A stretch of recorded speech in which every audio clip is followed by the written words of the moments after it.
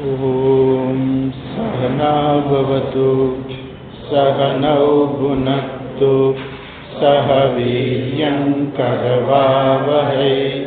तेजस्विनावधीतमस्तु मा विद्विषावहै। ॐ शान्ति शान्ति शान्तिः। श्रुतिस्मृतिपुराणानाम् आलयं करुणालयं नमामि भगवत्पादं शङ्करं लोकशङ्करं। शङ्करं शङ्कराचार्यं केशवं बादरायणं सूत्रभाष्यकृतौ वन्दे भगवन्तौ पुनः पुनः। ईश्वरो गुरुरात्मेति मूर्तिभेदविभागिने व्योमवद्व्याप्तदेहाय दक्षिणामूर्तये नमः। ॐ पार्थाय प्रतिबोधितां भगवता नारायणेन स्वयं व्यासेन ग्रथितां पुराणमुनिना मध्ये महाभारतम् अद्वैतामृतवर्षिणीं भगवतीम् अष्टादशाध्यायिनीम् अम्ब त्वामनुसन्दधामि भगवद्गीते भवद्वेषिणीम्। नमोऽस्तु ते व्यासविशालबुद्धे फुल्लारविन्दायतपत्रनेत्र येन त्वया भारततैलपूर्णः प्रज्वालितो ज्ञानमयः प्रदीपः। यं ब्रह्मा वरुणेन्द्ररुद्रमरुतः स्तुन्वन्ति दिव्यैस्तवैः वेदैः साङ्गपदक्रमोपनिषदैः गायन्ति यं सामगाः। ध्यानावस्थिततद्गतेन मनसा पश्यन्ति यं योगिनः यस्यान्तं न विदुःसुरासुरगणाः। देवाय तस्मै नमः देवाय तस्मै नमः।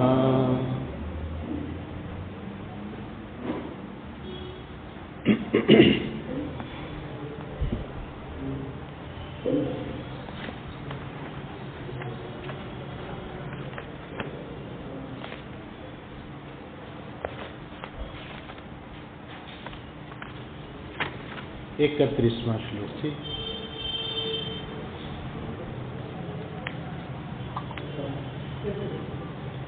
एकत्रीसवां श्लोक थी। पवनः पवतामस्मि रामः शस्त्रभृतामहम् जषाणां मकरश्चास्मि स्रोतसामस्मि जाह्नवी सर्गाणामादिरन्तश्च मध्यं चैवाहमर्जुन अध्यात्मविद्या विद्यानां वादः प्रवदतामहम् अक्षराणामकारोऽस्मि द्वन्द्वः सामासिकस्य च अहमेवाक्षयः कालः धाताहं विश्वतो मुखः मृत्युः सर्वहरश्चाहम्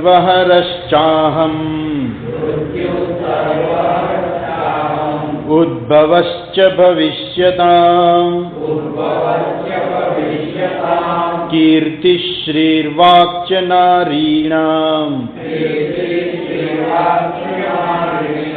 स्मृतिर्मेधा धृतिः क्षमा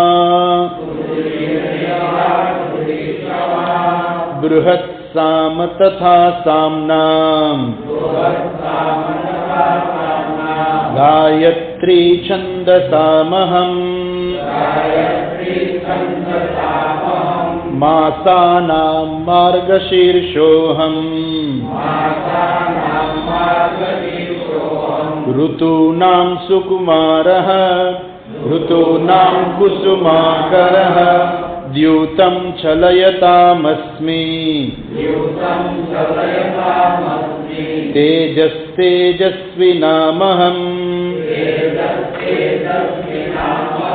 जयोऽस्मि व्यवसायोऽस्मि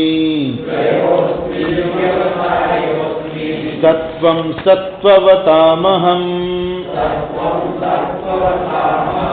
वृष्णीनां वासुदेवोऽस्मि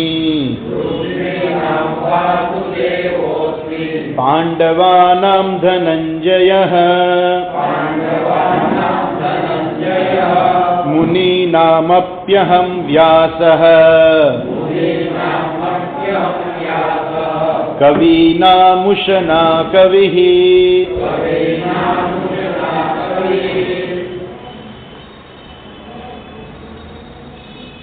ગયા વખતે જોયું આપણે એ ભગવાન પોતાની દિવ્ય વિભૂતિનો વિસ્તાર કરતા કે છે દ્યુતમ છલયતામસ્મિ તેજસ તેજસ્વીનામહમ.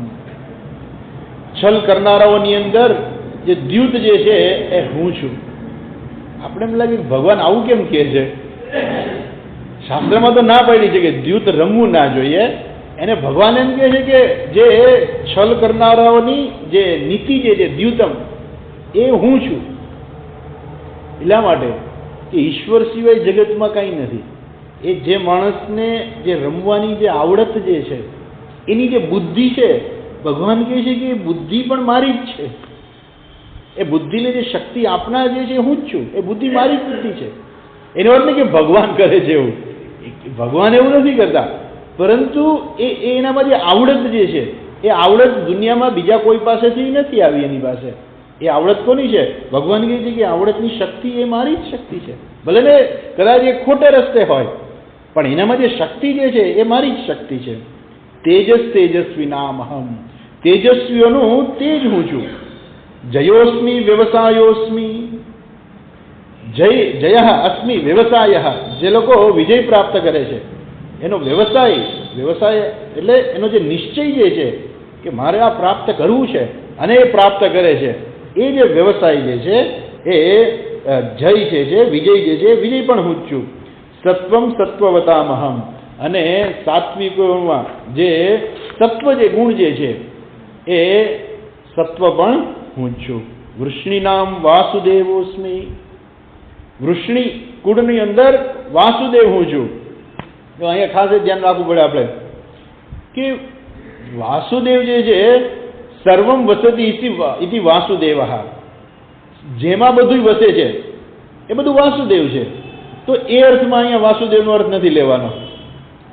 બરાબર છે? કેમ કે અહીંયા ભગવાન કહે છે વૃષ્ણિ, એટલે ભગવાન પોતે જ કહે છે વૃષ્ણિ નામ વાસુદેવસ્મી.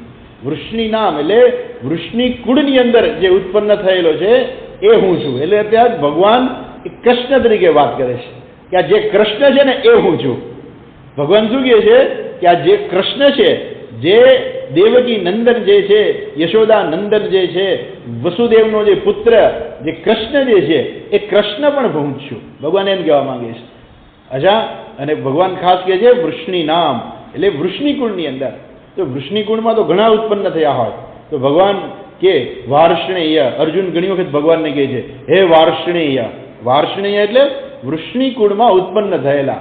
તો વૃષ્ણિકુળમાં તો ઘણા ઉત્પન્ન થયા હોય અને બધાને વાર્ષ્ણેય જ કહેવાય. જેમ કે કૌરવો જે છે તો બધાને કૌરવો જ કહેવાય. ઇવન પાંડવોને પણ કૌરવો જ કહેવાય, કેમ કે કુરુકુળના ઉત્પન્ન થયેલા છે, એટલે પાંડવો પણ ખરેખર તો કૌરવો જ છે. પરંતુ કૌરવો એટલે ધૃતરાષ્ટ્રના પુત્ર અને પાંડુના પુત્રોને જુદા કરવા માટે થઈને પાંડવો એવું કહેવામાં આવે છે. પાંડુના પુત્રો એટલે પાંડવો, પણ છે ખરેખર તો બધા કૌરવો જ છે આમ જુઓ તો તમે. એમ અહીંયા પણ ભગવાન પોતાની જાતને, કૃષ્ણને એક જુદા રૂપે બતાવવા માટે કહે છે, વૃષ્ણિ કુળની અંદર ઉત્પન્ન થયેલા જે કૃષ્ણ જે છે એ કૃષ્ણ પણ હું જ છું. પાંડવા નામ ધનંજય, પાંડવોમાં ધનંજય હું છું. એટલે શંકરાચાર્યજી કહે છે, શું કહે છે? ત્વમ એવ પાંડવા નામ ધનંજય ત્વમ એવ, આ તું છો ને એ પણ હું જ છું. એટલે ક્યારે અર્જુનને અભિમાન ના આવે. આમાં હંમેશા વસ્તુ ક્યાં આવે છે? બહુ અગત્યની વસ્તુ એ છે કે જ્યારે આપણે કોઈ પણ વસ્તુને ઈશ્વરની વિભૂતિ તરીકે જોઈએ ને તો શું થાય? તો જો આપણી પાસે કોઈ એવી શક્તિ છે તો એ પણ ઈશ્વરની વિભૂતિ જ છે. બીજા પાસે કોઈ શક્તિ છે તો એ પણ ઈશ્વરની વિભૂતિ છે. અને થાય શું? જો આપણી પાસે કઈ શક્તિ હોય તો આપણને અહંકાર આવે, અને બીજા પાસે કોઈ પાસે શક્તિ હોય તો આપણને ઈર્ષા આવે. જ્યારે આપણે એમ કહીએ કે આ બધું ભગવાનનું છે એટલે ઈર્ષા પણ જતી રહીએ, અહંકાર પણ જતી રહીએ. જો અર્જુનના મનમાં કદાચ એમ થાય કે ઓહો હું તો પાંડવોમાં સૌથી શ્રેષ્ઠ છું એવું કદાચ એને લાગે તો ભગવાન કહે છે કે અર્જુન તું છો એ હું જ છું. ખરેખર તારામાં જે કંઈ આવડત જે છે, જે કંઈ શક્તિ છે એ બધી મારી જ શક્તિ છે. તું શ્રેષ્ઠ ધનુર્ધર છો, દુનિયાનો શ્રેષ્ઠ ધનુર્ધર તું છો, પણ એ શ્રેષ્ઠ ધનુર્ધર તું બન્યો એ જે શક્તિ છે એ પણ મારી શક્તિ છે. આમ તો અર્જુન પાસે જે આવડત હતી એવી આવડત ચારે ભાઈઓમાંથી કોઈ પાસે નહોતી. એવો સરસ શ્રેષ્ઠ ધનુર્ધર હતો, પણ થોડીક તકલીફ હતી. શું તકલીફ હતી અર્જુનની? કે બહુ પ્રેક્ટિકલ નહોતો, ઇમોશનલ વધારે હતો. અજા એવી જ રીતે યુધિષ્ઠિર જે છે એ ધર્મમય જીવન જીવતા હતા, બરાબર છે, પરંતુ છતાં એ પણ કેવા હતા? એ પણ જેને કહેવાય ને કે મહાભારતની અંદર એ પણ પોતે ગોથું ખાઈ જાય છે ધર્મની બાબતમાં. ધર્મની બાબતમાં એ પોતે પણ ગોથું ખાઈ જાય છે. જ્યારે પાંડવોને જ્યારે ધૃતરાષ્ટ્ર બોલાવે છે કે તમે ચોપાટ રમવા આવો, ત્યારે એ યુધિષ્ઠિર પણ ગોથું ખાઈ જાય છે. એ પણ પોતાની જાતને, પોતાના મનને મનાવી લે છે કે એ દ્યુત રમવા કોઈ બીજા રાજા આમંત્રણ આપે તો આપણે જવું જોઈએ. એ નીતિ છે, એ ધર્મ છે. અને એ ખોટું જેને કહેવાય ને કે ધર્મનું ખોટો અર્થ જે કરવો, એ ધર્મ હંમેશા કેવો હોય છે કે ધર્મ બીજાને સુખ આપે. ધર્મ છે એના દ્વારા આપણે બીજાને કોઈને નડીએ નહીં. ધર્મ જે છે સમાજનું, રાષ્ટ્રનું કલ્યાણ કરે, પોતાનું પણ કલ્યાણ કરે અને સમગ્ર રાષ્ટ્રનું કલ્યાણ કરે, એ ધર્મ છે. પણ મહાભારતની અંદર તમે જોશો તો ઘણી જગ્યાએ એ જે લોકો પોતાની જાતને ધર્મ પણ કહેવડાવે છે, ધર્મનું પાલન પણ કરતા હોય છે, પણ છતાં એ લોકોની મર્યાદા છે. યુધિષ્ઠિરની મર્યાદા હતી. ભીષ્મ પિતામહ તમે જુઓ તો એની પણ મર્યાદા હતી. નહીં તો ભીષ્મ પિતામહ કેવા છે, એની પાસે કેટલું જ્ઞાન હતું.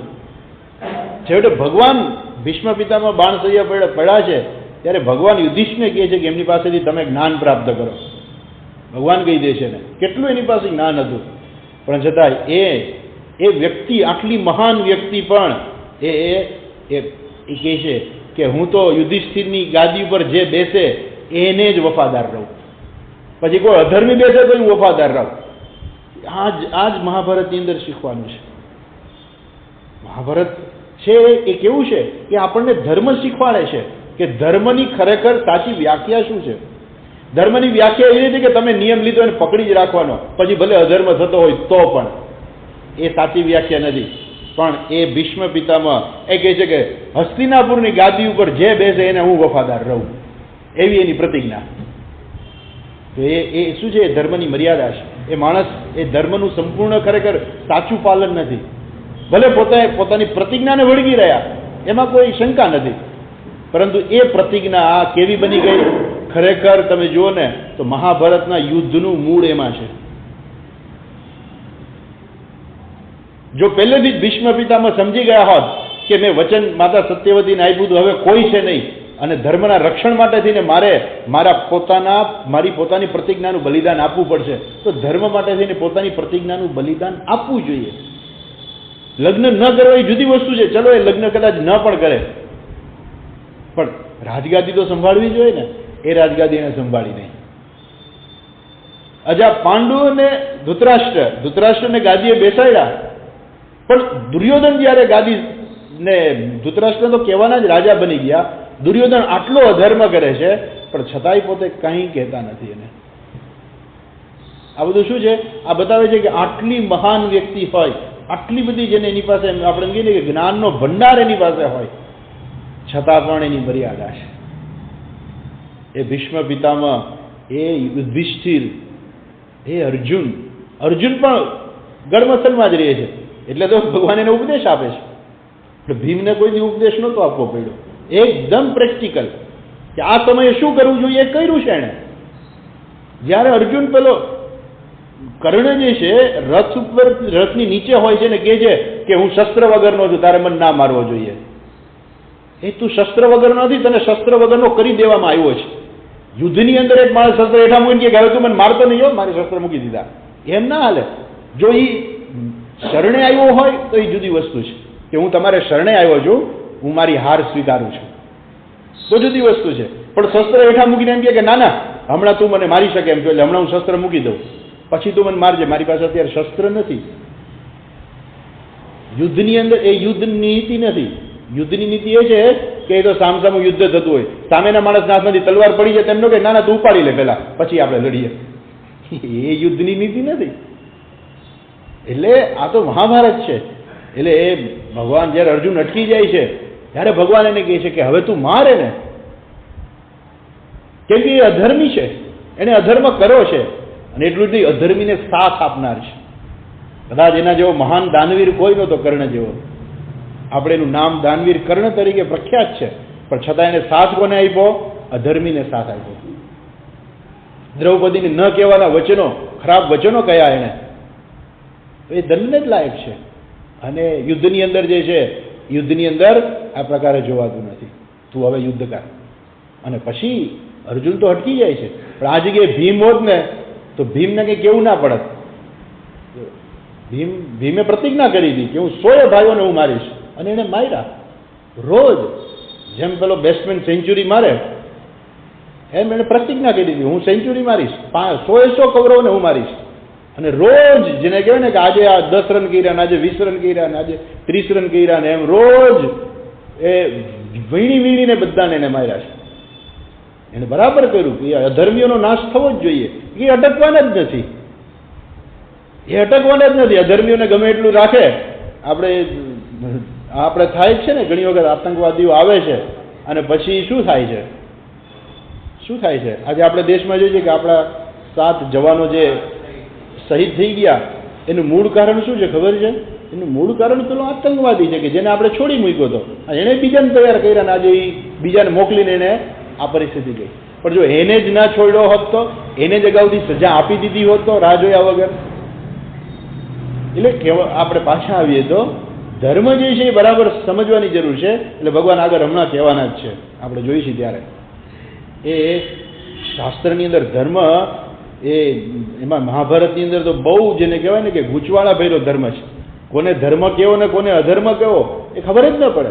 અને તમે જો એમને જો કદાચ વિચાર કરવા જાઓ તો કૌરવોના પક્ષની અંદર જેટલા લોકો છે બધા અધર્મથી જ મર્યા છે, એમ જ લાગે. યુધિષ્ઠિર, પેલા દ્રોણાચાર્ય આટલું ધર્મનું પાલન કરનારા, ધર્મ પ્રમાણે જીવનારા, અંતે એને સાથ કોને આપ્યો? અધર્મીને આપ્યો. અધર્મીને સાથ જે ધર્મી પણ કદાચ આપે તો હવે એનો એ ધર્મ રહ્યો નથી, એને અધર્મી કહેવાને જ લાયક છે. ભગવદ્ ગીતા એ કહે છે કે અધર્મીને જે સાથ આપે છે એ અધર્મી જ કહેવાને લાયક છે. ભલે ને ગમે એટલો એની પાસે ધર્મ હોય, શું કામનો? શું કોઈ અર્થ નથી. એટલે અને અહીંયા ભગવાન કહે છે અર્જુન તારી પાસે પણ જે કંઈ આવડત જે છે, આપણે પાછા આવીએ તો ભગવાન કહે અર્જુન તારી પાસે જે આવડત છે ખરેખર તારી નથી, એ મારી આવડત છે. મેં તને શક્તિ આપી છે, એ તારી શક્તિ મારી જ શક્તિ છે. ખરેખર તારામાં તો કોઈ શક્તિ હોય જ ના શકે, તારું પોતાનું કંઈ છે જ નહીં. એટલે કદાચ અર્જુનને એવું અભિમાન થઈ જાય કે મારામાં આટલી આવડત છે, મારામાં આટલી શક્તિ છે. ભગવાન કહે છે એ ધનંજય પણ હું જ છું, તું પણ હું જ છું. પાંડવાનામ ધનંજય મુનિનામપ્યહમ વ્યાસ કવિનામુષના કવિ. મુનિઓમાં વેદવ્યાસ કવિ છે, હું છું. બધું આવી ગયું. ગીતાનો ઉપદેશ કરતા કૃષ્ણ પણ હું જ છું, ગીતા સાંભળનાર અર્જુન પણ હું જ છું, અને ગીતા ગ્રંથની રચના કરનાર વેદવ્યાસ પણ હું જ છું. મુનિનામપ્યહમ વ્યાસ. મુનિઓમાં વ્યાસ કવિ હું છું. મુનિઓમાં મુનિ, મુનિ એટલે કોણ? મનનશીલા, જે મનન કરનારા છે. મનન કરી અને એની પરથી જે બહાર આવે તો એને મુનિ કહેવાય. પેલા કે ને કેમ એના જૂના જમાનાની એક વાર્તા સાંભળેલી. અરે સવારનો પોર હતો અને પેલો એક ભરવાડ જે રોજ ભેંસું લઈને જતો હતો, તો એક માણસ એક દિવસ દોડીને સીધો ભેંસના શિંગડામાં ઘૂસી ગયો. એટલે ભેંસ ભડકી ને બધા દોડા દોડી થઈ ગઈ ને ચારે બાજુથી બધા ભેગા થઈને એ કરીને ભેંસને ઊભી રાખીને ઓલા માંડવાન કરીને બહાર કાઢ્યો. એટલે કે ભાઈ આ તને કઈ વિચાર ના આવ્યો કે આમ ભેંસના શિંગડામાં કોઈથી ઘૂસવા જવાય? એ કે 6 મહિના વિચાર કર્યો હતો.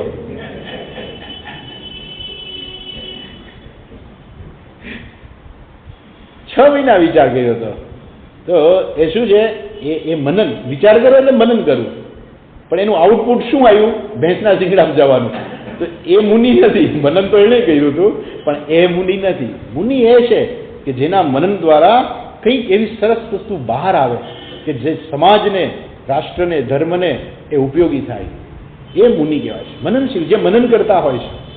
ભગવાન વેદવ્યાસ જે ભગવાન કહેવાને લાયક છે, કેમ કે આમ તો ખરેખર એ ભગવાન વિષ્ણુનો અવતાર કહેવાય છે. વેદવ્યાસજી છે, એમણે જે કાર્ય કર્યું છે, આપણે પ્રાર્થનામાં બોલીએ છીએ ને, નમોસ્તુ તે વ્યાસ વિશાલ બુદ્ધે. એ વિશાળ બુદ્ધિવાળા વેદવ્યાસજી છે, એની બુદ્ધિ કેવી વિશાળ હશે તમે વિચાર કરો. 18 પુરાણ, 1,00,000 શ્લોકનું મહાભારત એ રચના કરી. એટલું જ નહીં, એના મનન દ્વારા એમણે પોતે જે રચના કરી છે શું છે ખબર છે? એ છે બ્રહ્મસૂત્ર. બ્રહ્મસૂત્રની રચના કરી. આપણા બધા શાસ્ત્રો જે છે એક જ વસ્તુનું પ્રતિપાદન કરે છે, એનો એ સિદ્ધાંત એને સૂત્ર દ્વારા. એ સૂત્ર વસ્તુ શું છે ખબર છે? સૂત્ર એટલે તમને ટૂંકમાં આપી દે અને પછી તમારે એનો વિસ્તાર કરીને સમજવાનો હોય. એ બ્રહ્મસૂત્ર એટલે શું છે? આપણા બધા શાસ્ત્રોનો એ બધા નિચોડ જે છે એ સૂત્રમાં આપી દીધો છે. એટલા માટે જે બ્રહ્મસૂત્ર ભણવું હોય તો પેલા ઉપનિષદોનો અભ્યાસ કરવો પડે, તો જ બ્રહ્મસૂત્ર ભણી શકાય, નહીં તો ના ભણી શકાય. એમણે સૂત્રો આપ્યા. એમાં એક સૂત્ર ઉપર, ખાલી એક જ સૂત્ર ઉપર કેટલી મોટી મોટી ટીકાઓ છે. એ સૂત્ર ઉપર પછી ભગવાન શંકરાચાર્યજીએ ભાષ્ય લખ્યું. એ ભાષ્ય ઉપર ભામતીકારે ટીકા લખી ને એ ટીકા ઉપર પાછી ટિપ્પણી ને એની ઉપર ફૂટનોટ ને બધું ઘણું બધું આવે. આખો પિરામિડ થઈ જાય, જેમ કે ને એટલું પિરામિડ જેવું છે. એક સૂત્ર ઉપર એટલું. આખું બ્રહ્મસૂત્રના ખાલી 4 સૂત્ર ભણવા માણસના 20 વર્ષ વયા જાય, જો ખરેખર આ બધું અભ્યાસ કરે તો. બધું એને એક સૂત્રમાં આપી દીધું. અને એ જ વેદવ્યાસજી. વ્યાસ એટલે શું? જે વિસ્તાર કરે છે. વિસ્તરેતી ઇતિ વ્યાસ, જે વિસ્તાર કરે છે. અને એમણે વિસ્તાર કર્યો. એ જ ધર્મનો, એ જ ઈશ્વરની વિભૂતિનો, એ જ ઈશ્વરના જ્ઞાનનો એમણે વિસ્તાર કર્યો. એ આ બધા પુરાણો દ્વારા. એટલો લાંબો વિસ્તાર. ભાગવત એટલે શું છે? ભાગવત એટલે આ જ જ્ઞાન જે છે એ વિસ્તારપૂર્વક કહેવામાં આવ્યું છે. આ જ જ્ઞાન જે મહાભારતની અંદર વિસ્તારપૂર્વક કહેવામાં આવ્યું છે. 1,00,000 શ્લોકનું મહાભારત બધું એની અંદર આવી જાય. જે મહાભારતમાં નથી, દુનિયામાં ક્યાંય નથી. દુનિયામાં જે કંઈ છે બધું જ મહાભારતની અંદર આવે છે. એટલે એવું મહાભારતની એમણે રચના કરી. જ્યારે એમને રચના કરવી હતી ત્યારે એમણે બ્રહ્માજીને યાદ કર્યા. બ્રહ્માજી આવ્યા ત્યારે એમણે બ્રહ્માજીને કહ્યું કે મારે મહાભારતની રચના કરવી છે, મને કોઈ લખનાર જોઈએ છે. તો કે આ કાર્ય ગણપતિ સિવાય કોઈ ના કરી શકે, તમે ગણપતિને યાદ કરો, એમને વિનંતી કરો. એટલે ગણપતિને યાદ કરે છે, એમને વિનંતી કરે છે, ને ગણપતિ લખવા આવે છે. ત્યારે એની શરત હતી કે હું લખું ખરો, પણ જો મારી કલમ અટકી જશે ને તો હું જતો રહીશ. એવી એને કડક શરત રાખી હતી. એટલે તમારે શ્લોક બોલી જ જવાના. અને જો વચ્ચે અટકી ગયા ખલાસ, તો હું જતો રહીશ. એટલે વેદવ્યાસજીએ સામી શરત મૂકી કે સમજ્યા વગર તમારે લખવું નહીં. હું જે શ્લોક કહું એ તમારે સમજીને લખવાનો. એટલે પછી ક્યાં તકલીફ થાય તો પછી વેદવ્યાસજી શું કે એક અઘરો શ્લોક બનાવી નાખે. એક અઘરો શ્લોક બનાવીને ગણપતિ વિચારમાં પડી જાય કે આનો શું સાચો અર્થ થાય છે. એ અર્થ વિચાર કરે ત્યાં તો વેદવ્યાસજી બીજા શ્લોકની રચના કરી લે અને આમ ચાલ્યું. 1,00,000 શ્લોકનું મહાભારત દુનિયાનું મોટામાં મોટું મહાકાવ્ય છે. 1,00,000 શ્લોક, એટલા અષ્ટાદશ પુરાણો, મહાભારત, 4 વેદો જે ઉપલબ્ધ હતા એ બધા કેવા હતા? વેર વિખેર હતા. અમુક મંત્રો અહીંયા હતા, અમુક મંત્રો ત્યાં હતા. એમણે આખું એને સંકલન કરીને 4 વેદ આપ્યા. વેદવ્યાસ આટલું મહાન કાર્ય કર્યું. ભગવાન કે એનામાં જે વિભૂતિ જે છે, જે શક્તિ જે છે, એ વેદવ્યાસ પણ હું જ છું. મુનિનામ અપી અહમ વ્યાસ કવિનામુષના કવિ. અને કવિઓમાં હું ઉષના કવિ એટલે શુક્રાચાર્ય હું છું. શુક્રાચાર્ય એટલે દૈત્યોના ગુરુ. આપણે એમ દૈત્યોના ગુરુ હોય? હા, દૈત્યોના ગુરુ હોય. એ બન્યા એમના ગુરુજી, દૈત્યોના ગુરુ શુક્રાચાર્ય બન્યા. સ્વામી દયાનંદજી બહુ સરસ કહે કે દેવતાઓના ગુરુ થવું ને તો બહુ સરળ છે. કેમ કે દેવતાઓ તો હંમેશા ધર્મ પ્રમાણે જ કાર્ય કરવાના છે. એટલે જઈને ખાલી એમને સલાહ લેવાની હોય કે અમારે શું કરવાનું હોય, એ કે પ્રમાણે કરી નાખે. પણ આ તો દૈત્યો એ સલાહ તો એમ ના કરે. હવે તો ખરા પણ એ કેમ કરે નહીં. એટલે દૈત્યોના ગુરુ થવું બહુ અઘરું છે. એ દૈત્યોના ગુરુ હતા શુક્રાચાર્ય. એટલે એ ગ્રહની અંદર પણ આવે છે ને, શુક્રનો ગ્રહ આવે છે. બધી શુક્ર જેના જ્યોતિષની અંદર એવું કહેવાય કે શુક્ર જેને પાવરફુલ હોય એને સંગીત ને બધું ખૂબ એને જ્ઞાન હોય અને એમાં રસ પણ હોય. સંગીત, વિભૂતિ, આ બધું જે શ્રી સંપત્તિ ને બધું જે છે એની પાસે ખૂબ હોય. પણ એની સાથે જો ગુરુજી હોય એટલે ગુરુ હોય તો સ્વામી દયાનંદજી એવું કહી દે. શું કે ખબર છે? કે તો તમે અવશ્ય ઇંગ્લિશમાં ભણશો. અમને ભણાવતા ને એટલે એ કે તમારે 2 ગ્રહ પ્રબળ હશે. ગુરુ પ્રબળ હશે અને શુક્ર પણ પ્રબળ હશે. કેમ કે દૈત્યોના ગુરુ છે. ભાષા આપણી નથી, ઇંગ્લિશ ભાષા છે આપણી નથી. ઇંગ્લિશ ભાષા આંગ્લ ભાષા છે, આપણી ભાષા નથી. એટલે તમે એ ભાષામાં ભણો છો. શુક્રાચાર્ય એટલા વિદ્વાન હતા, કહેવાય છે સંજીવની વિદ્યા એની પાસે હતી. એની પાસે ખૂબ વિદ્યા હતી. પણ પેલા લોકોને એનું મહત્વ નહોતું એટલું બધું. એટલે કે તો દૈત્ય તો જ કહેવાય ને કે ગુરુજીની વાત બહુ સાંભળે નહીં, થોડી ઘણી સાંભળે, મુશ્કેલી પડે ત્યારે જાય ગુરુજી પાસે, બાકી ગુરુજીને બોલાવે નહીં એમ. એટલે પછી કે એમ કરે ખરા નોય કરે. બલિરાજાએ ના કર્યું તો ગયું બધું એનું. એક ગાય બલિરાજાને ના પડી કે તું સંકલ્પ કરતો નહીં હો, આ બધું લઈ જશે તારું. કે ના, હું તો કરીશ જ, એટલે કર. એને બચાવવા માટે શુક્રાચાર્ય અંદર પેલી નળીમાં ફસાઈ ગયા કે ના ના, હું સંકલ્પ જ નહીં થવા દઉં. પાણી નીકળે તો સંકલ્પ થાય ને. અંદર ફસાઈ ગયા. ભગવાને સડી નાખી અંદર, એક આંખ ફોડી નાખી. એટલે શુક્રાચાર્યજી એક આંખેથી અંત છે કે હવે આગા જાઓ. એક તો ફોડી જો, આગા નહીં જાઓ બીજી ફોડી નાખી. શુક્રાચાર્ય કે હવે જવા દો અહીંથી, હવે આનું જે થવું હોય તે થાય. એ શુક્રાચાર્ય એ મહાન ઋષિ હતા, દૈત્યોના ગુરુ. ભગવાન કે એ પણ હું છું. કવિનામ ઉષના કવિ. આગળ કહે છે 38મા શ્લોકમાં, દંડો દમયતામસ્મી, દંડો દમયતામસ્મી, નીતિરસ્મિ જિગીષતામ, નીતિરસ્મિ જિગીષતામ, મૌનમ ચૈવાસ્મિ ગુહ્યાનામ, મૌનમ ચૈવાસ્મિ ગુહ્યાનામ, જ્ઞાનમ જ્ઞાનવતામહં, જ્ઞાનમ જ્ઞાનવતામહં, દંડ દમયતામસ્મી, દમન કરનારાનો દંડ જે છે હું છું. નીતિ રશ્મિ જિગીષતામ, જિગીષતામ જે લોકો જીતવાની ઈચ્છાવાળા છે એની નીતિ જે છે એ હું છું.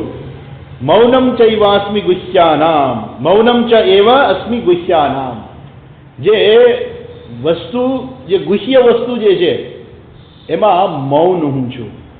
જ્ઞાનમ જ્ઞાનવતામહમ, અને જ્ઞાનીઓનું જ્ઞાન હું છું. દંડ દમયતામસ્મિ, દમયતામ દમયિતॄણામ, જે દમન કરનારાઓ છે એનો દંડ હું છું. રાજા હોય ને એને પ્રજાનું રક્ષણ કરવાનું હોય એટલે એને દંડ હાથમાં રાખવો પડે, રાજદંડ. અને દંડ કોને આપે? તો જે લોકો એ બરાબર ન હાલતા હોય ને એને, એટલે એને નિગ્રહ કરવા માટે થઈને. પણ નિગ્રહ કોણ કરી શકે? કે જે અનુગ્રહ કરતા હોય એ નિગ્રહ કરી શકે. એ રાજા છે પ્રજા ઉપર અનુગ્રહ કરે, અને આ જે ખરાબ માણસો જે હોય, જે હેરાન કરનારા લોકો હોય, એ લોકોને એની ઉપર દંડ આપે. તો દંડ દ્વારા એની ઉપર નિયંત્રણ આવે. જેવો ગુનો હોય એ પ્રકારે એને દંડ આપવો જોઈએ. અને દંડ આપે તો એ શું થાય? એ વ્યક્તિ કાબુમાં રહી શકે. એ વ્યક્તિ હવે વધારે પડતું જે અધર્મ કરે છે એ અધર્મ કરતા પોતાની જાતને રોકે. ભય લાગે કે હું અધર્મ કરીશ તો મને ફરીથી દંડ મળશે. જે દમયિતૃ છે, બધા મોટા, સૌથી મોટા શ્રેષ્ઠ યમરાજા જ છે, પણ દેખાતા નથી એટલે તકલીફ થાય. કે જો દેખાતા હોય તો બધા બી જાય કે ભાઈ ના ના, આપણે આવો અધર્મ ન કરાયો. આપણી તકલીફ આ મોટામાં મોટી એ છે કે જે લોકો અધર્મ કરે છે એને ખબર જ નથી કે એ અધર્મનું ફળ શું મળશે. ભગવાન આવતા નથી ચોક વચ્ચે ઊભા રાખીને મારતા કે જો આ માણસે અધર્મ કર્યો ને એટલે હું એને મારું છું. દેવતાઓ જે છે લાકડી લઈને દંડ દેવા નથી આવતા, એ માણસની બુદ્ધિ ફેરવી નાખે. દેવતાઓનું કામ આટલું જ છે. એને દંડ આપવો હોય તો શું કરે? લાકડી લઈને મારવા ન આવે, એની બુદ્ધિ જ ફેરવી નાખે. એ બુદ્ધિ ફેરવે એટલે પછી હેરાન જ થાય. શું કામ હેરાન થાય છે? તો કે એને પૂર્વજન્મના એ કરેલા કર્મના આધારે છે. પણ ત્યાં કોઈ કહેવા નથી આવતું કે જો ભાઈ આ તે ગયા જન્મની અંદર આટલો અધર્મ કર્યો હતો ને એટલે તને એનો આ દંડ મળે છે, હવે તું અટકી જા. એટલા માટે ભગવાને બુદ્ધિ આપી છે આપણને, કે આપણે આપણી જાતે સમજવું પડે. જો માણસને પોતાની જાતે જો ન સમજે તો એ બુદ્ધિનો કોઈ અર્થ જ ના રહ્યો ને. એટલે ભગવાન કહે કે ભાઈ તને બુદ્ધિ તો આપી હતી પણ તે વાપરી નહીં, એટલે હવે તું બુદ્ધિ વગરના જે બધા પ્રાણીઓ હોય એમાં તું જતો રહે. એટલે એને એમાં મોકલી દે કે આને બુદ્ધિની જરૂર નથી. તો જે આ બધા દમન કરનારા જે છે, દમયિતૃણામ દંડ અસ્મિ. અચ્છા, પછી કહે છે અહીંયા શંકરાચાર્ય કહે છે અદાંતાનામ દમકારણમ.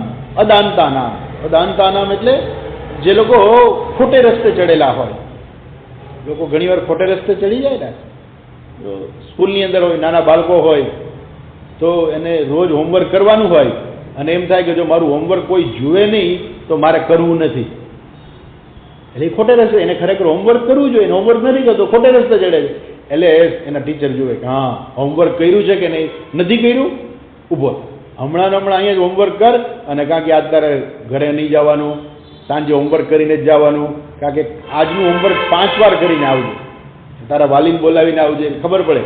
આ બધું શું છે? એને દંડ છે. એમ શાસ્ત્રમાં તો કહ્યું હોય બધું કે ભાઈ આવું ન કરાય, આવું ન કરાય. રાજાએ પોતાના નિયમો રાખ્યા હોય કે આમ ન કરાય, તેમ ન કરાય. જેમ લખ્યું હોય કે ભાઈ રોંગ સાઈડમાં વાહન નહીં ચલાવવાનું, પણ તો શું કરવું પડે? બધા જો સમજી જતા હોય, નિયમ રાખ્યો હોય કે ભાઈ રોંગ સાઈડમાં વાહન નહીં ચલાવવાનું, જો એમ કહેવાથી બધા સમજી જતા હોય તો કંઈ વાંધો જ નથી, તો પોલીસની કોઈ જરૂર નથી. પરંતુ પોલીસની જરૂર પડે. કેમ? કહેવાથી પણ માણસ સમજવાનો નથી. એટલે જાહેર કરી દીધું દિલ્હીની અંદર એકી તારીખે એકી આંકડાવાળી ગાડીઓ ચાલે, બેકી તારીખે બેકી આંકડાવાળી ગાડીઓ ચાલે. બરાબર? જાહેર તો કરી દીધું, પરંતુ છતાંય લોકો ઘૂસી જાય છે. એટલે શું કરે? પોલીસ રાખવી પડે, એને પકડે, 2000 રૂપિયા દંડ ભરો, એટલે એ બીજી વખત આવતા. એને ખબર પડે કે મારે ધર્મનું પાલન કરવું. અદાંતા નામ, અદાંતા નામ એટલે શું કહે છે તો કે છે એ લોકો ખોટે રસ્તે ગયેલા હોય, ઉન્માર્ગે એટલે ખોટે રસ્તે ચડી ગયા હોય, દારૂ પીવો, જુગાર રમવો, માંસ ખાવું, તો એ બધું જે છે શું છે, ખોટે રસ્તે ચડી ગયા હોય. એટલે એને દંડ આપે છે. ભગવાન કહે છે દંડ દમયિતૃ નામ, એ જે દમન કરનારાઓ છે ને એનો દંડ પણ હું જ છું. નીતિ રશ્મિ જિગીષતામ જેતુમ ઈચ્છતામ, જે લોકોને વિજય પ્રાપ્ત કરવો છે, જેને જય પ્રાપ્ત કરવો છે, એની નીતિ, વિજય કેવી રીતે પ્રાપ્ત થશે, એના માટે શું શું કરવું જોઈએ, અને એની નીતિ જે છે ભગવાન કહેવું છે. એટલે આમ વિજય છે એ કોઈ દિવસ એમને પ્રાપ્ત નથી થઈ જતો. એના માટે ઘણી બધી વસ્તુ જોઈએ, ઉદ્યમમ સાહસમ બધું જે જોઈએ એ બધી વસ્તુ જેની પાસે છે અને એ બરાબર યોગ્ય રીતે પ્રયત્ન પણ કરે છે, એ વ્યક્તિની જે નીતિ જે છે એ હું છું. જે જી ધાતુ જે છે સંસ્કૃતની અંદર એનો અર્થ થાય છે જય, વિજય પ્રાપ્ત કરવો. એમ ઈચ્છતામ, જિગીષતામ, તો એ જિગીષતામ એટલે ઈચ્છતામ, શેની ઈચ્છા છે? ઈચ્છતામ જિગીષતામ એટલે જે જય પ્રાપ્ત કરવાની ઈચ્છા છે. જય એટલે વિજય પ્રાપ્ત કરવો. જેની વિજય પ્રાપ્ત કરવાની ઈચ્છા જે છે એમાં નીતિ એટલે આમ તો ન્યાય, થાય, પણ નીતિ એટલે ખરેખર એ કેવી રીતે આમ ખરેખર સાચો વિજય જે છે ને એ તો ન્યાયથી જ પ્રાપ્ત થાય છે. સાચો વિજય છે, ઘણી વખત લોકો વિજય પ્રાપ્ત કરી લેતા હોય પરંતુ એ ખોટી નીતિથી પ્રાપ્ત કર્યો હોય તો એ સાચો વિજય નથી. એનું મન, પોતાનું મન ડંખતું હોય, સાચો વિજય છે નથી. એટલે રાજાઓ પણ આ રીતે વિજય પ્રાપ્ત કરી લેતા હોય તો ઘણી વખત કૂટનીતિ અપનાવે, પણ એ પછી એનું પોતાનું મન ડંખતું હોય, પ્રજાજનોને ખબર પડી જાય. આ દુનિયામાં કઈ વસ્તુ બહુ જાજો સમય છુપી નથી રહેતી. પ્રજાજનોને ખબર પડી જાય કે આની અંદર ખોટું કરવામાં આવ્યું છે, એટલે ધીમે ધીમે એ સાચો વિજય નથી રહેતો. સાચો વિજય એટલે શું? પ્રજાઓના હૃદયની અંદર રાજા રાજ કરતો હોય, એ સાચો વિજય છે. આપણા ઘણા બધા રાજાઓ એવા થઈ ગયા છે કે પ્રજાજનોના હૃદયની અંદર રાજ કરતા, હૃદયમાં હોય. વડોદરાના સયાજીરાવ ગાયકવાડ ને એને બધા બહુ ઘણા રાજાઓ થઈ ગયા. આપણે એ તો નામ ગણાવીએ એટલા ઓછા છે, પણ આ બધા રાજાઓ કેવા થઈ ગયા કે પ્રજા માટે એ લોકો એટલું કરતા કે પ્રજાજનોની અંદર એક અત્યંત પ્રિય હતા. તો એ બધા જે છે એ સાચો વિજય તો એ જ છે રાજાનો, કે એ પોતે પ્રજાજનોના હૃદયની અંદર રાજ કરે, એ સાચો વિજય છે. એટલે એ જે ન્યાય જે છે એ નીતિ એટલે ન્યાય આમ તો ખરેખર, પણ એ નીતિ જે છે એ હું છું. મૌનમ ચૈવાસ્મિ ગુહ્યાના, જે બધું વસ્તુને તમે સંતાડી શકો, ગુહ્ય તમે ગુપ્ત રાખી શકો. જો તમારી ચાવી હોય, તિજોરીની ચાવી ક્યાં રાખી છે એ તમને જ ખબર હોય, ગુપ્ત જગ્યાએ તમે રાખી હોય, તિજોરીની ચાવી છે, જેમ તેમ કોઈ હાલતા માણસના હાથમાં આવી ના જોઈએ, અહીંયા સાચવીને રાખો. ઘરનાને ખબર હોય બરાબર, પણ બીજા કોઈને ખબર ન હોય કે તિજોરીની ચાવી ક્યાં છે. ગુપ્ત જગ્યા કહેવાય. આવી ઘણી બધી ગુપ્ત વસ્તુ હોય, વસ્તુ રાખવાની. એમાં તમે સૌથી વધુ જો ગુપ્ત રાખવું હોય ને તો એ ગુપ્ત રાખી શકાય એવી વસ્તુ એક જ છે, મૌનમ. માણસ બોલે જ નહીં, કે જ નહીં, એ કોઈને ખબર ના પડે શું હતું ખરેખર, સત્ય શું છે, એ જ્યાં સુધી માણસ બોલે નહીં ત્યાં સુધી ખબર ના પડે. એટલા માટે જ આ પોલીસ હોય ને, જે લોકોએ ગુનો કર્યો હોય ને એને મારીને એની પાસે બોલાવડાવે, બોલે પછી ખબર પડી જાય બધી. એ એક વાક્ય બોલે એટલે એની ઉપરથી પછી બધો એનો તાળો મળતો જાય, એક પછી એક. તો ઘણા બધા ગુના થતા હોય છે એટલે પોલીસ આ જ કરે છે. જો પેલો માણસ બોલે નહીં તો એ પોલીસની પણ તાકાત નથી કે એની પાસેથી એ સત્ય શું છે એ જાણી શકે. પણ એ ન રહી શકે. કેમ કે એને સજા દંડ જ એવો આપે કે એને મોઢામાંથી એ નીકળી જ જાય. બોલવું જ પડે ને, કંઈક તો બોલવું જ પડે. બોલે એટલે પછી તો બધું પકડાઈ જાય. એ મૌન વસ્તુ એવી છે કે જ્યાં સુધી વ્યક્તિ મૌન રહે બધી વસ્તુ છુપાવી શકે છે. તમે બીજે ગમે ત્યાં છુપાવશો કોઈ પણ વસ્તુ, પણ એ કોઈકના હાથમાં આવી જશે.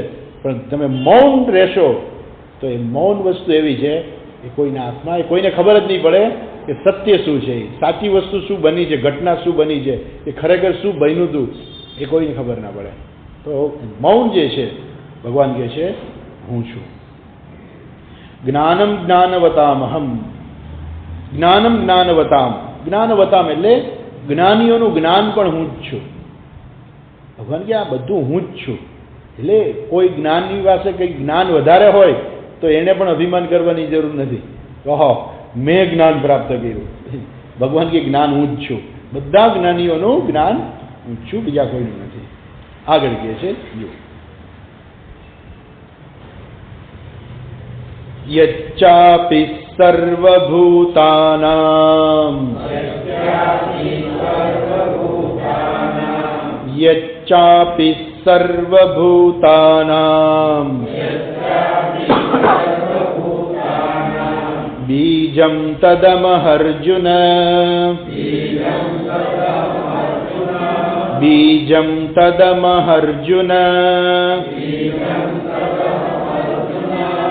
ન તદસ્તિ વિના યસ્યાન ન તદસ્તિ વિના યસ્યાત મયા ભૂતં ચરાચરમ મયા ભૂતં ચરાચરમ યચ્ચ અપી સર્વભૂતાનામ બીજમ તદ અહમ અર્જુન ન તદ અસ્તિ વિના યસ્યાત યસ્યાત મયા ભૂત ચરાચરમ. ભગવાન શું કહે છે અહીંયા? યચ્ચ અપી અને સર્વભૂતાનામ બીજમ તદ અપી અહમ અર્જુન. એ જે આ બધા ભૂતોનું બીજ જે છે, બીજ એટલે કારણ. કોઈ પણ વસ્તુ હોય એ હંમેશા કારણ વગરની ન હોય. કોઈ પણ આપણે કાર્ય જોઈએ તો એનું કારણ તો કોઈક હોવું જ જોઈએ. આપણે જોઈએ કે આ માઇક સ્ટેન્ડ છે તો માઇક સ્ટેન્ડનું કોઈ કારણ તો હોવું જ જોઈએ. આ જગતની દરેકે દરેક વસ્તુ આપણે જોઈએ છીએ, દરેક છે કંઈ પણ જોઈએ છીએ એ દરેકનું કોઈ કારણ તો હોવું જ જોઈએ. ભગવાન કહે છે બધાનું કારણ હું છું. અચ્છા, દાખલા તરીકે આપણે એમ કહીએ કે આ માઇક સ્ટેન્ડ છે તો એનું કારણ શું છે? તો કે આપણે લોખંડ છે, લોખંડ એનું કારણ છે. તો આપણે કે લોખંડ ભગવાન છે? હા, લોખંડ ભગવાન છે, પણ લોખંડ પણ પાછું કાર્ય છે, એનું કોઈ કારણ છે. એનું શું કારણ છે? તો કે આ જે ધરતી જે છે, પૃથ્વી જે છે એનું કારણ છે. પૃથ્વીમાંથી એ લોખંડ નીકળે છે અને એમાંથી પછી આ માઇક સ્ટેન્ડ તૈયાર થયું. તો પૃથ્વી શું થઈ ગયું? એનું કારણ બની ગયું. તો પૃથ્વી શું ખરેખર કારણ છે? તો કે ના, પૃથ્વીનું પણ કારણ છે.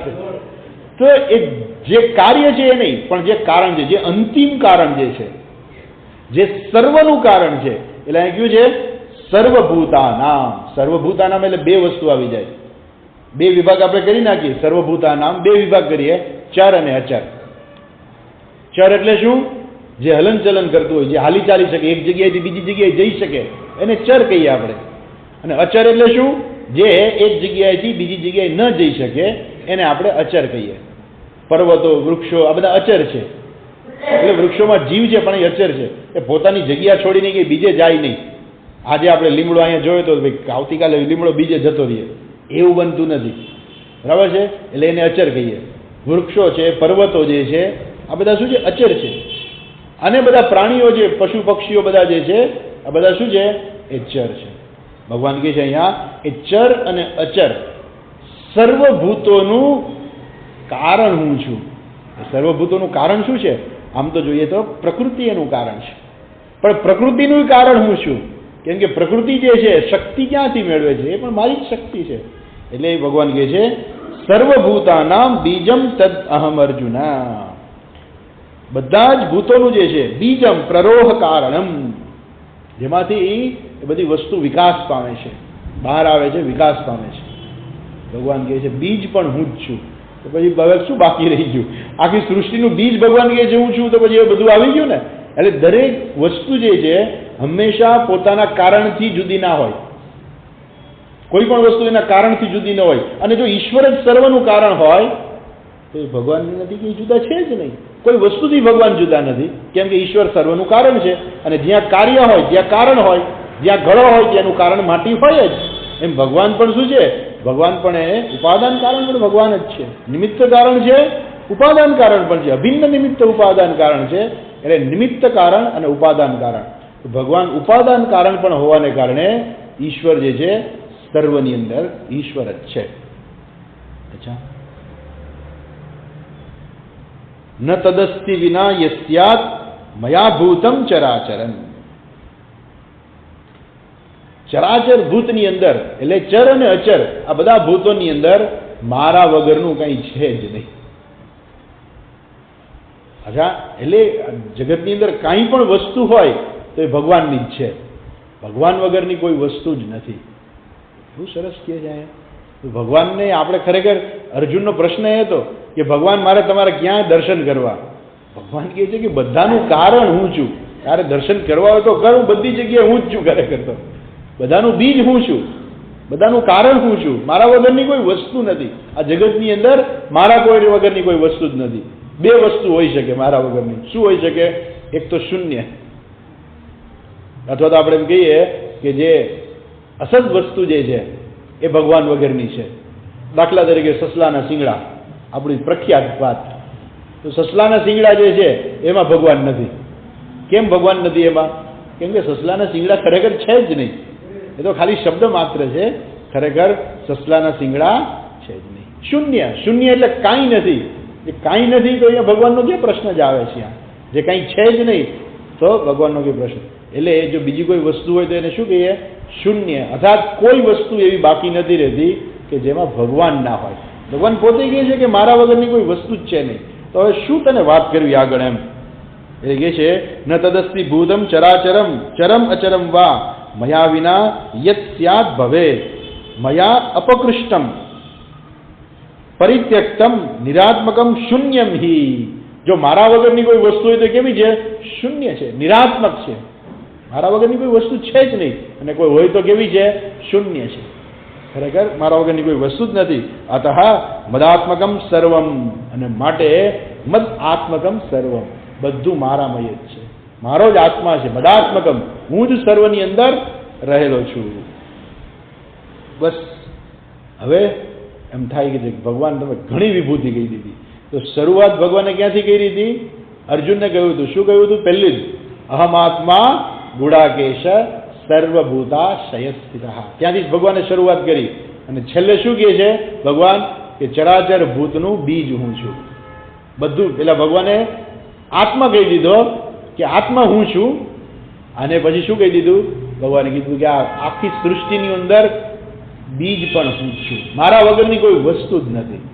તો ભગવાન હજુ લિસ્ટ લાંબુ આપી શક્યા હોત, પણ અહીંયા ભગવાનનો હેતુ જે છે એ લિસ્ટ આપવાનો નથી. આપણે પહેલાં પણ વાત કરી હતી કે ભગવાનની વિભૂતિ જો આપણે કહીએ તો અસિતગીરી સમમ સ્યાદ કજ્જલમ સિંધુ પાત્રે. તો સરસ્વતી દેવી પણ લખે જ રાખે શારદા સર્વકાલમ તદપિતવ ગુણાનામ ઈશ પારમ ન યાતિ. તો પણ ભગવાન તમારો પાર પામી ન શકાય. આ તો આપણે જે વાત કરીએ છીએ ને, ખરેખર આપણા દ્રષ્ટિકોણથી વાત કરીએ છીએ. આપણા દ્રષ્ટિકોણથી એટલે શું? કે આપણી બે આંખ દ્વારા જે જોઈ શકાય છે, સાંભળી શકાય છે, જે આપણા મન દ્વારા આપણે કંઈ સમજી શકીએ છીએ, એની જ માત્ર આપણે વાત કરીએ છીએ. જે આપણે જોઈ નથી શકતા, જે સમજી નથી શકતા, જેની આપણી પાસે કોઈ માહિતી જ નથી, એના વિશે તો ભગવાન કહેતા જ નથી. ભગવાન એમ નથી કીધું કે સ્વર્ગનો ઇન્દ્ર હું છું આમાં લિસ્ટમાં. ભગવાન નથી કહેતા. ભગવાન એવું નથી કહેતા કે મંગળ ઉપર હું છું. વૈજ્ઞાનિકો શોધે છે કે મંગળ ઉપર કોઈક હોવું જોઈએ. ભગવાન એવું નથી કહેતા કે મંગળ. વૈજ્ઞાનિકો કહે છે કે સૃષ્ટિમાં હજુ બીજી જગ્યાએ ક્યાંક જીવન હોવું જોઈએ. ભગવાન એમ નથી કહેતા આખી સૃષ્ટિના બધા ગ્રહો હું છું. કેમ કે આપણી પાસે એ બધી માહિતી નથી. કદાચ ભગવાન કદાચ વાત કરે તો આપણે સમજી ના શકીએ. એટલે ઘણી બધી વાતો ખરેખર આવે છે તો આજના લોકો કહે છે કે આવું બની શકે, આવું બની શકે, આવું હોય કોઈ દિવસ. આજે કહે છે એ જે આપણા પુરાણોની અંદર, મહાભારતની અંદર જે બધી કથાઓ આવે છે અમુક, એમાં ઘણી વખત આપણે એમ લાગે કે આવું કેમ બને, આવું કેવી રીતે થાય, આમ થોડું થાય. ગળામાં કોઈ દિવસ પેલા 100 કૌરવોનો જન્મ જે છે ગળામાંથી થયો. આપણે લાગે ગળામાંથી કંઈ બાળકો થોડા જન્મે. આજે વૈજ્ઞાનિકો ટેસ્ટ ટ્યુબ બેબી સાબિત કરી દીધું કે બાળકનો વિકાસ 12 થઈ શકે છે, જે મહાભારતની અંદર આવ્યું હતું. તો કહેવાનો આશય શું છે અહીંયા, કે ભગવાન એવી કોઈ વાત જ નથી કરતા કે જે આપણે સમજી ના શકીએ. એવી વાત ભગવાન નથી કરતા. એટલે ભગવાન પણ શું કહે છે, મર્યાદામાં રહીને જ કહે છે. ભગવાન જે વાત કરે છે બધી શું છે, ભગવાન પણ મર્યાદામાં રહીને જ વાત કરે છે, અને બધી મુખ્ય વસ્તુઓ જ કહે છે. તો ભગવાન તમે મુખ્ય વસ્તુઓ કીધી. દાખલા તરીકે ભગવાન એમ કીધું કે પાંડવા નામ ધનંજય, તો પાંડવોમાં હું ધનંજય છું. તો ભગવાન તમે ઓલા 4 ભાઈઓ છે તમે નથી? ભગવાન એમ કહે ને કે હું પાંડવોમાં ધનંજય હું છું, તો બીજા ભાઈઓનું શું, એમાં તમે નથી? એ ભગવાન કહે છે બધું હું જ છું, પરંતુ જે જગ્યાએ તમને કંઈક તમારું મન જે ખેંચાય, કંઈક તમારું મન આકર્ષાય, અથવા તો તમને કંઈક ત્યાં કંઈક એવું વિશિષ્ટ દર્શન તમને થાય કે જે તમને ખેંચે, ભગવાન કહે છે કે એ હું છું. બીજું તો ઘણું આપણે હાલ્યા જતા હોય તો આપણને કંઈ બધું દેખાતું નથી. આપણે હાલ્યા જતા હોય ને હાલ્યા આવીએ ત્યાં તમે રસ્તામાં કેટલી કીડી હતી, તમે ગણીને આવ્યા?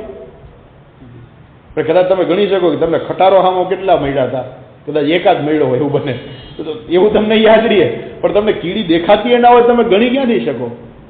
તો જ્યાં આપણું ધ્યાન પડે છે, જે આપણને દેખાય છે, ત્યાં ભગવાન કહે છે કે એ બધું હું છું. અર્જુન જે શ્રેષ્ઠ વ્યક્તિ છે, જેનું ધ્યાન, જેને ઉપર બધાનું ધ્યાન છે, યદ્યદ આચરતી શ્રેષ્ઠ તત્ત દેવેતરો જનઃ, ત્રીજા અધ્યાયની અંદર ભગવાને કહી દીધું, સયત પ્રમાણમ કુરુતે લોકાસ્તદનુવર્તતે. તો શ્રેષ્ઠ પુરુષ જે કરે છે, ભગવાન અર્જુનને શ્રેષ્ઠ માને છે. સમાજ એ સમયે અર્જુનને શ્રેષ્ઠ માનતો હતો, એટલે ભગવાને કહી દીધું કે આ શ્રેષ્ઠ છે હું છું. તો ભગવાનને બધું શ્રેષ્ઠ તમે જો, તો બીજી નિકૃષ્ટ છે એ તમે નથી, ઉત્કૃષ્ટ તમે છો તો નિકૃષ્ટ તમે નથી. ભગવાન કે એ પણ બધું હું જ છું, મારા વગરનું કોઈ વસ્તુ નથી. ચરાચર જગતની અંદર એવું કોઈ ભૂત નથી. એટલે ચરાચર જગતની અંદર ભૂત એટલે આપણે પંચમહાભૂતો પણ લઈ શકીએ. તો આ પંચમહાભૂતો એના સિવાયનું ક્યાં જગતમાં કંઈ છે? અને પ્રાણીઓ દ્વારા જીવાત્મા તમે લ્યો, જો જીવો સિવાય બીજું શું છે? ભગવાન કે બધું હું જ છું. એટલે જાણે કે ભગવાને બધું કહી દીધું.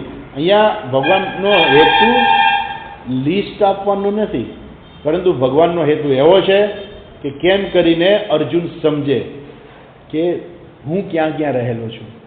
ખરેખર મારી બધી વિભૂતિ છે એ સમજવા માટે, વસ્તુ સમજવા માટે છે. પછી આપણે કોઈ, તમને કદાચ કોઈ એમ કહે ભાઈ ચંદ્ર ઉપર કોઈ વસ્તુ હોય તો અહીંયા ભગવાન છે કે નહીં? તમે કહો કે એવું તો ગીતામાં નથી આવ્યું, એટલે મારે સ્વામીજીને પૂછવું પડશે કે ભાઈ સ્વામીજી આ ચંદ્ર ઉપર કંઈ હોય, કદાચ વૈજ્ઞાનિકો શોધે કે ચંદ્ર ઉપર કંઈ મળ્યું. ચંદ્ર ઉપરથી લોકો વિચાર કરે છે, ચંદ્ર ઉપરથી માટી અહીંયા લઈ આવવાનો વિચાર કરે છે કે આપણે ચંદ્ર ઉપરથી માટી લઈ આવીએ, એની અંદર ઘણી બધી ધાતુઓ હોય છે, ચંદ્રની માટી અહીંયા લઈ આવીએ. તો આમાં તો ક્યાંય આવ્યું નથી કે ભગવાન ચંદ્રની માટી છે. તો એ ચંદ્રની માટી આવે તો એ ભગવાન ત્યાં હોય? એ તો પૂછવું પડશે. સમજવાનો હેતુ શું છે અહીંયા? કે આપણે એ સમજવાનું છે કે જે કંઈ છે બધું ઈશ્વર જ છે, અને એ બધું ઈશ્વર હોવાને કારણે હવે કંઈ બાકી નથી રહેતું કે કોઈ વસ્તુ એવી રહી જાય કે જે મારા વગરની હોય. ભગવાન શું કહે છે? મારા વગરની કોઈ આ જગતમાં કોઈ વસ્તુ જ નથી. અને જે કોઈ હોય તો કેવી છે? નિરાત્મકમ શૂન્યમ. જે કંઈ છે શું છે? શૂન્ય છે, નિરાત્મક છે. ખરેખર બીજી કોઈ મારા વગરની કોઈ વસ્તુ જ નથી. એટલે ભગવાન હવે જાણે કે અહીંયા અટકે છે. લિસ્ટ તો ઘણું ભગવાને આપ્યું, હવે ભગવાન અહીં અટકે છે. આને કહે છે 40મા શ્લોકની અંદર કહે છે, જો નાંતોસ્તિ મમ દિવ્યાનામ, નાંતોસ્તિ મમ દિવ્યાનામ વિભૂતિનામ પરંતપ, વિભૂતિનામ પરંતપ એષ તુદ્દેશતઃ પ્રોક્તઃ,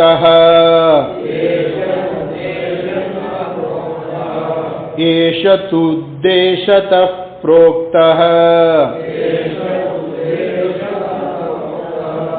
વિભૂતિર્વિસ્તરો મયા, વિભૂતિર્વિસ્તરો મયા ન અંતઃ અસ્તિ મમ દિવ્યાનામ વિભૂતિનામ પરંતપ. હે પરંતપ, હે પરંતપ એટલે બીજાને તપાવનાર. બીજાને તપાવનાર એટલે શત્રુઓને તપાવનાર. જેની સામે જ્યારે અર્જુન યુદ્ધ કરતો હોય ને તો પેલો માણસ ત્રાસી જાય કે આની સામે ક્યાં હું યુદ્ધે ચડ્યો, હારી જાય. એટલે એ અર્જુને આવા કેટલા યુદ્ધો જીતા છે. એ કોઈ દિવસ હાર જોઈએ જ નથી અર્જુને, કે ક્યારેય યુદ્ધની અંદર અર્જુન હારી ગયો હોય એવું કોઈ દિવસ બન્યું જ નહોતું. એની સામે જે આવે બધા હારી જતા અને ત્રાસી જાય કે આની સામે હું ક્યાં યુદ્ધે ચડ્યો. એવી એનામાં શક્તિ હતી.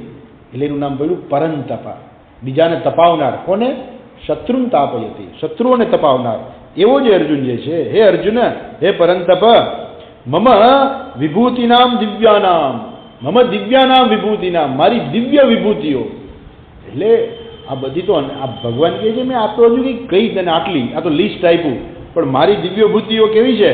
ન અંતઃ અસ્તિ, મારી દિવ્ય વિભૂતિઓનો તો અંત જ નથી.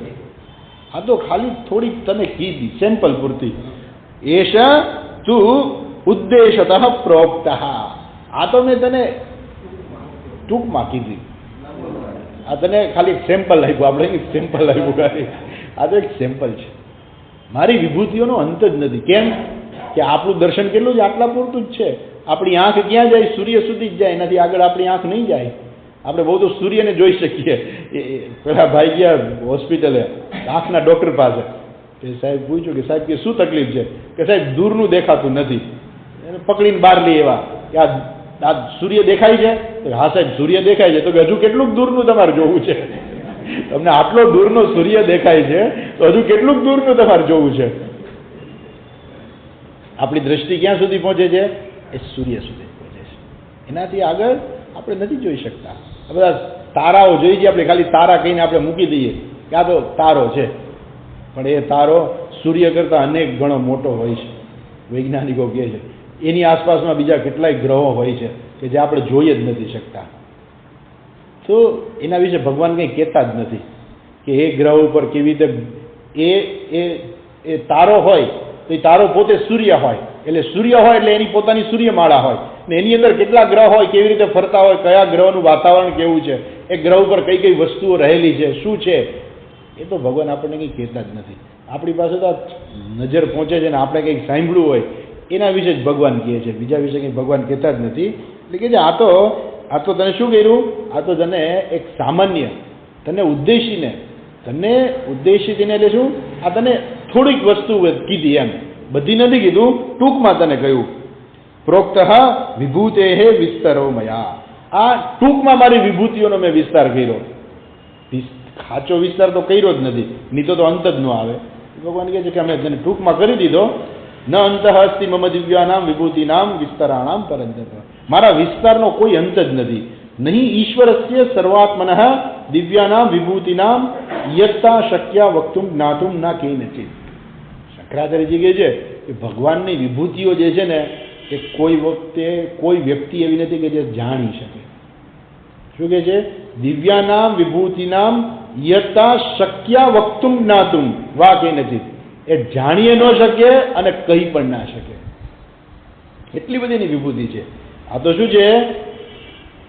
એશ તું ઉદ્દેશતઃ એક દેશેન પ્રોક્તઃ, એક દેશેન ઉદ્દેશતઃ એટલે શું? એક દેશેન, એક સામાન્ય થોડુંક ખાલી કહ્યું છે, આનો વિસ્તાર નથી કર્યો, ખાલી એક અંશ કહ્યો છે ખાલી. એક દેશેન પ્રોક્તઃ વિભૂતે વિસ્તરો મયા, મારી વિભૂતિઓ અનંત છે, આ તો મેં ખાલી એક અંશ કીધો, બાકી ખરેખર તો બધું તને કહેતો જ નથી. કહેવાનો હશે અર્જુનને એક છે કે અર્જુન તું સમજી જા, આ જગતની અંદર જે કાંઈ છે બધું હું જ છું. આપણે શું કરવાનું?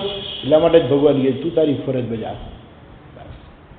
અર્જુનને કહેવાનો હશે શું છે? અર્જુન ભગવાન એ જ કહેવા માંગે છે કે અર્જુન તું બધી ચિંતા છોડી દે. જ્યારે વ્યક્તિ ધર્મનું પાલન કરે છે ને એટલે એની સામે કોઈ આંગળી ઊંચી કરીને કહી ન શકે કે તમે આમ કેમ કર્યું. એ કહે છે કે મેં મારા ધર્મનું પાલન કર્યું, બસ પૂરું થઈ ગયું. એ ધર્મની અંદર કદાચ યુદ્ધ આવતું હોય, કદાચ કોઈને મારવા પડતા હોય તો પણ એ ધર્મ છે. પણ આપણે એમ લાગે કોઈને મારી નાખવા એ ધર્મ છે? ખરેખર તો કોઈ મરતું છે જ નહીં. ખરેખર તો શું છે? એના શરીરનો અંત આવે છે. આત્માનો તો અંત આવવાનો જ નથી. આગળ તો ભગવાને કહી દીધું છે કોઈ આત્મા મરવાનો જ નથી.